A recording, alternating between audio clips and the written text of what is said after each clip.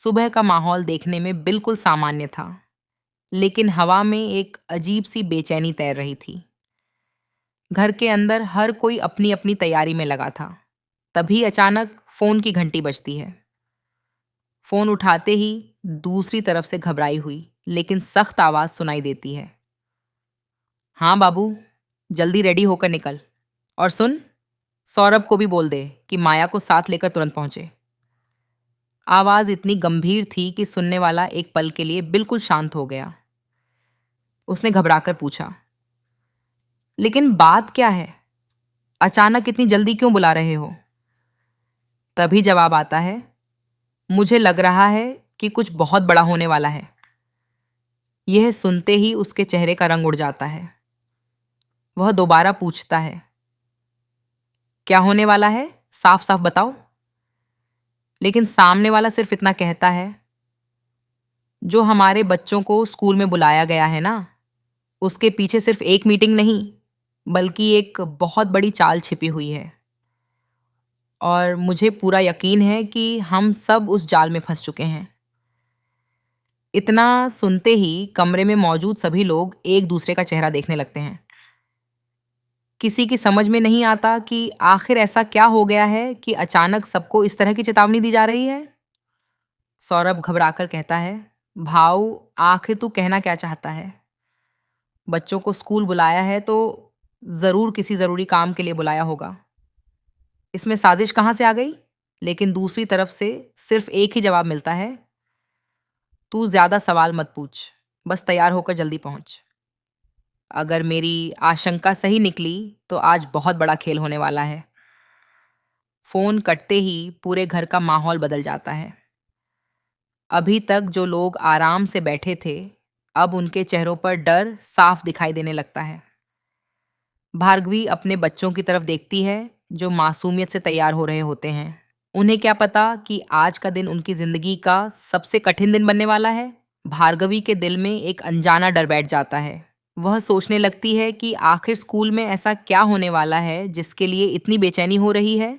कुछ ही देर बाद सभी लोग स्कूल की तरफ निकल पड़ते हैं। रास्ते भर किसी की जुबान पर एक भी शब्द नहीं होता।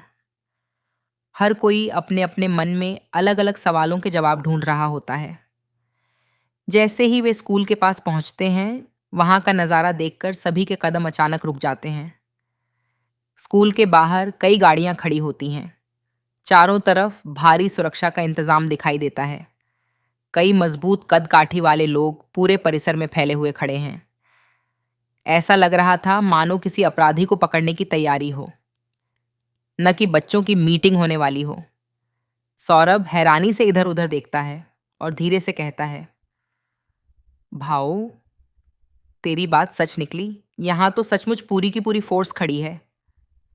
आखिर मामला क्या है? तभी सामने से जवाब आता है, ये कोई साधारण लोग नहीं हैं। ये सब करण कुलकर्णी के आदमी हैं। उसने पूरी तैयारी के साथ अपना खेल शुरू कर दिया है। यह सुनते ही सबकी धड़कनें तेज हो जाती हैं। अब उन्हें एहसास होने लगता है कि बात सिर्फ स्कूल तक सीमित नहीं है। उसी समय स्कूल के मुख्य गेट से करण कुलकर्णी बाहर निकलता है। उसके चेहरे पर आत्मविश्वास साफ झलक रहा था। उसके पीछे उसके कई आदमी खड़े थे। ऐसा लग रहा था जैसे पूरा माहौल उसी के इशारे पर चल रहा हो। कर्ण बिना किसी की तरफ देखे सीधे बच्चों की ओर बढ़ता है और अपने आदमियों को इशारा करता है।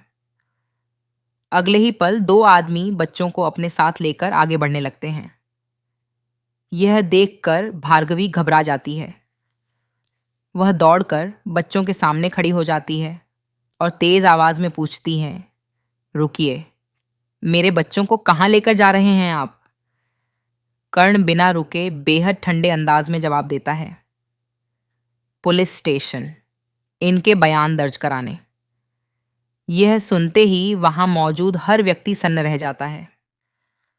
भार्गवी कांपती हुई आवाज में पूछती है, पुलिस स्टेशन? लेकिन क्यों? कर्ण उसकी आंखों में आंखें डालकर कहता है, क्योंकि इन बच्चों से पहले झूठ बुलवाया गया था। इनके अपने माँ बाप ने इन पर दबाव डालकर गलत बयान दिलवाया था। अब ये पुलिस के सामने सच बोलेंगे और उसके बाद सीधे कोर्ट जाएंगे। कर्ण की यह बात सुनते ही पूरे माहौल में सन्नाटा छा जाता है। भार्गवी के पैरों तले जमीन खिसक जाती है।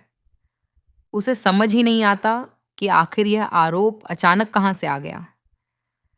वह बार बार कहती है, ये झूठ है, ऐसा कुछ नहीं हुआ, आप मेरे बच्चों को कहीं नहीं ले जा सकते। लेकिन कर्ण उसके एक भी शब्द पर ध्यान नहीं देता। वह अपने आदमियों की तरफ देखकर सख्त आवाज में कहता है, मेरे पास समय बहुत कम है, रास्ते से हट जाओ। भार्गवी फिर भी बच्चों का हाथ पकड़ लेती है। उसकी आंखों से आंसू बहने लगते हैं। वह कहती है, ये बच्चे डरे हुए हैं, इन्हें मत ले जाइए। पहले मुझे बताइए कि आखिर इनका कसूर क्या है।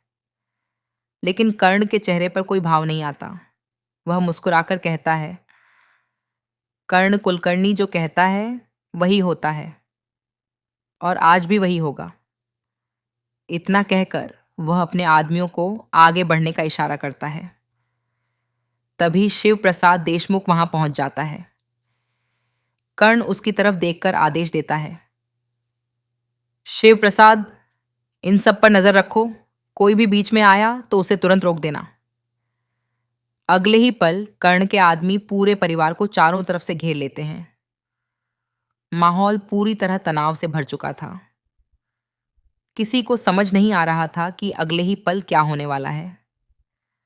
बच्चों के चेहरे पर डर साफ दिखाई दे रहा था, जबकि भार्गवी की आंखों में सिर्फ एक ही सवाल था, क्या सचमुच यह सब पहले से रची गई साजिश है या अभी असली खेल शुरू होना बाकी है? नहीं कि